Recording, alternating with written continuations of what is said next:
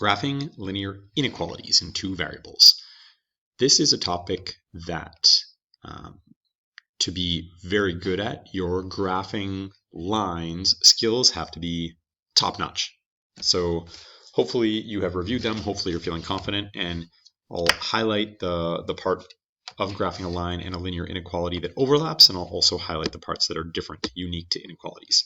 So example 1, graph this inequality. What makes this a linear inequality is twofold. One, what makes it an inequality is that it has an inequality symbol. There are 4 of them. There's less than, or equals to, has the line underneath. There's greater than, or equal to. 4 different symbols. If you see an inequality symbol, then you have an inequality.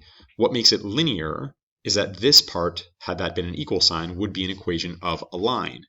If I move the x over and I divided by 2, I would have a y equals mx plus b type of equation. So that would be the shape of a line.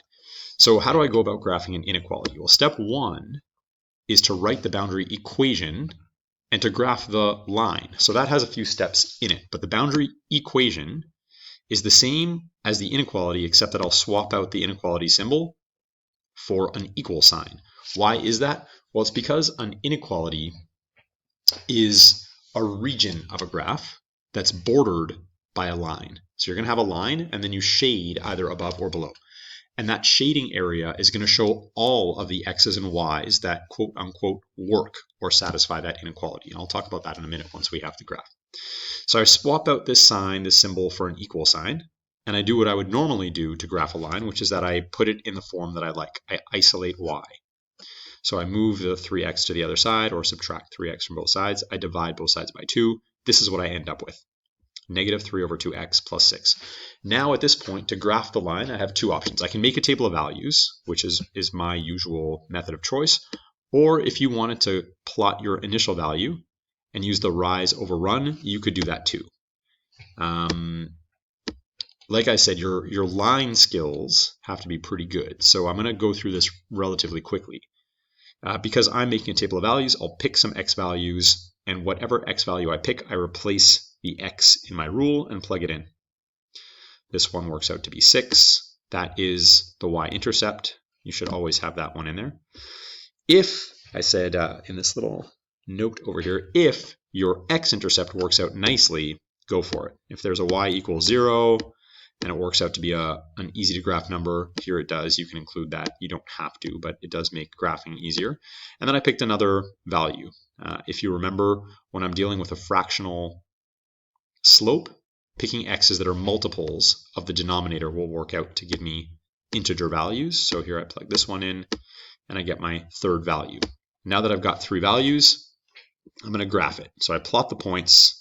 I decide what kind of line to put in. I went through that quickly, but I'll go over it in a second. So plotting the points involves drawing my axes, if they're not already drawn, labeling them x and y, picking a scale that will fit my numbers. Here, because of the size of my graph and the numbers I'm dealing with, a scale of 1 on each axis works perfectly. They don't have to be the same as each other. And when I plot these points, 0, 6 has an x value of 0, y of 6, 4, 0 is an x of 4, y of 0, and 2, 3 is right over here. They form a straight line. That's a good sign.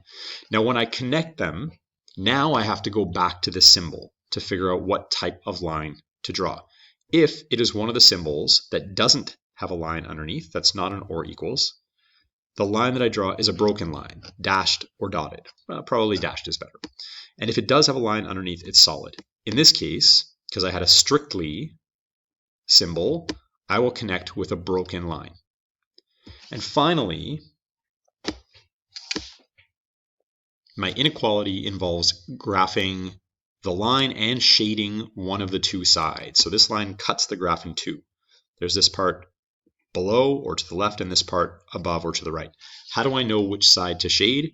There's a shortcut, but the most accurate, the one that will always work, is to pick a point that isn't on the line. If you can pick 0, 0, it's an easy one, because I'm going to have to plug it in, and plugging in zeros is easy to do. So I pick a point. Now what's important is 1, to pick a point that's not on the line, and 2, to recognize if that point is above or below the line. How do you know if it's above or below? Well, you look at like a given point of the line. My point 0, 0 is below that point below the line. So if I plug this in and it works out to be a true statement, like in this case, 0 plus 0 is less than 12. That's true. That means that the point that I picked, which is below, is true. I shade the whole underneath section. If I had picked a point below and it was false, would mean that above the line is true. And in this case, because it turns out that below is true, if I had picked a point up here, like if I had picked the point, I don't know, 10 and 10, 2 times 10 plus 3 times 10 is 50. That's not less than 12. This point up here would have been false, which means that below is true. So no matter what point you pick, as long as it's not on the line, it will automatically tell you which side is the correct one. You always shade the side that is correct. You don't shade the side that's false, only the one that's true. And that's my whole inequality. So very quickly, I'll show you 3 more examples, but they'll be much quicker. I'll take my boundary equation. So I swap this with an equal sign. I move stuff around to get it into its form that I like. I make a table of values, or I can use the rise and run business. Here, this is not an easy to graph point, my x-intercept, so I picked other ones. I picked an x of 1, plugged it in, 3 times 1 minus 2, and 3 times negative 2 minus 2. These are the numbers that I come up with. I graph them, so I plot those points. I didn't plot the fractional ones, so I just skipped over to the ones that are nice whole numbers. Negative 2, negative 8 fits on this graph. It might not on every graph, depending on how big you made it. And now, again, when I connect those dots, because this one has the or equals, it has a line underneath, this line that I'm drawing has to be a solid line. That's the difference between the symbol that has the line underneath or not. I'll try a test point. Again, I can pick 0, 0, and when I plug it in, 0 minus 0 is 0. 0 is not less than negative 2. This point here would be false. That works out to be a false statement. 0 is not less than negative 2, false, which means this point that had the false side is not correct. I don't shade the false side. I have to shade the other side. That side is the true one, and that's where I shade the other side of the line.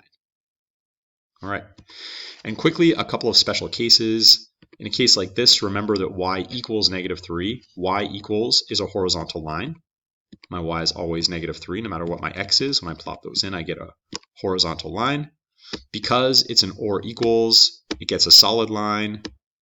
And if I tried plugging in 0, 0, there's no x to plug in. It's just 0 that I'm plugging in. And 0 is bigger than negative 3. That means that this point, which is above the line, is correct.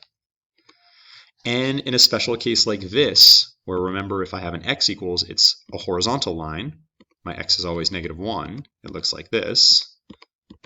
X is always negative 1. It's a straight up and down line. This is x is strictly less than negative 1. So I have a broken line.